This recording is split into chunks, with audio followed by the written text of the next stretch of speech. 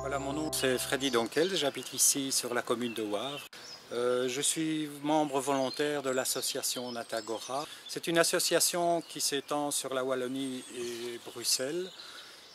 Donc pour le moment, on met une opération de recensement des castors dans la vallée de la Dyle et ses affluents. L'idée est de voir de manière un peu plus précise où sont implantés les castors dans la vallée et aussi de voir quelles sont les nuisances éventuelles que le castor pourrait occasionner auprès des riverains.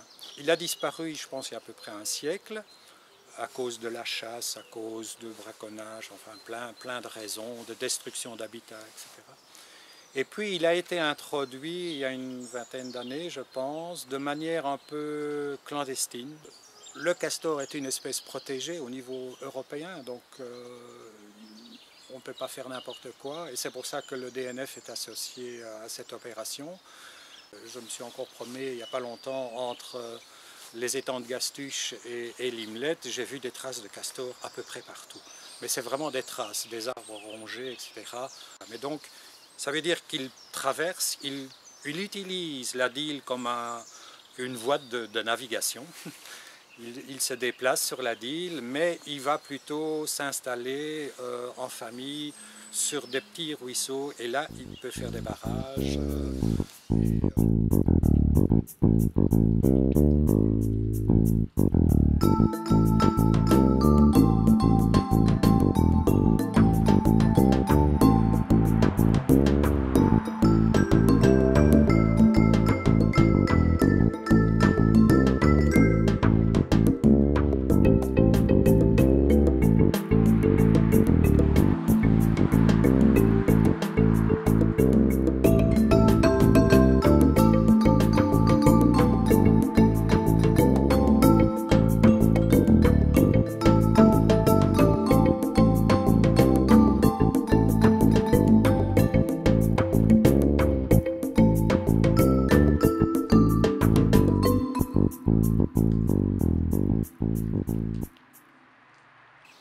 Le castor fait de l'entretien naturel. Par exemple, il peut couper des arbres, etc. On peut considérer, oui, mais couper un arbre, on ne devrait pas couper un arbre. Mais si, naturellement, il y a des arbres qui tombent, il y a des arbres qui doivent être coupés, etc. Il fait des petits barrages et donc il fait des surfaces d'eau qui sont très riches du point de vue batraciens, insectes, libellules, etc. Donc tout ça est fait gratuitement, je dirais, par le castor, sans que l'homme ne soit obligé d'intervenir. Il peut aussi créer des zones de temporisation des crues. On se plaint souvent à juste titre en Brabant wallon d'avoir des crues dans certaines villes ou localités.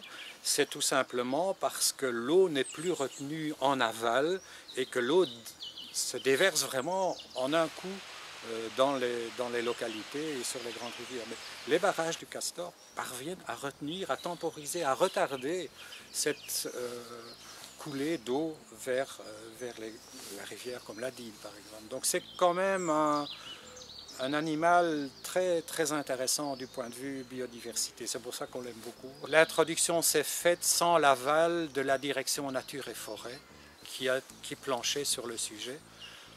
Et quelqu'un a été chercher des castors en Allemagne et en a relâché en différents endroits de Wallonie. Et depuis, il s'est tellement bien plu que finalement il est en train de coloniser et de retrouver en fait son habitat naturel. Ce n'est pas choquant.